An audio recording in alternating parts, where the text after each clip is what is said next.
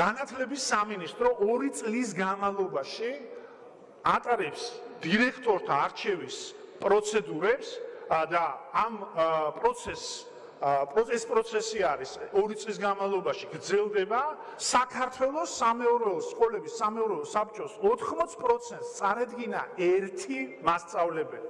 ფაქტობრივად მათ არ მისცეს საშუალება არჩევისა. ფაქტმეტრის დასკვნით სერგო რატიანის ეს განცხადება არის მეტწილად მიმართულების.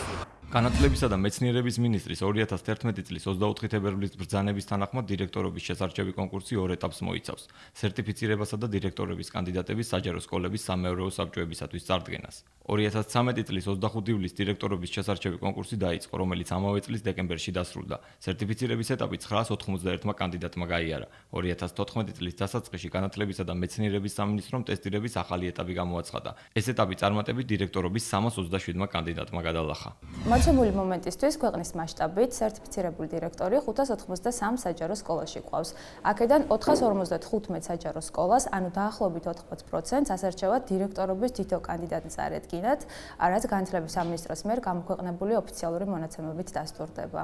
განათლებისა და მეცნიერების სამინისტრომ ეს ფაქტი 2 მიზეზით ახსნა. პირველი, სერტიფიცირებული დირექტორობის კანდიდატების ნაკლებობა და მეორე, დირექტორების კანდიდატების მხრიდან განაცხადში 1, მაქსიმუმ 2 საჯარო სკოლის მითითება. დირექტორების შესარჩევი კონკურსის დეტალებზე ყურადღებას არასამთავრობო ორგანიზაცია საქართველოს საგანმანათლებლო ალიანსის თანათავმჯდომარე მარიამ რამინაშვილი ამახვილებს.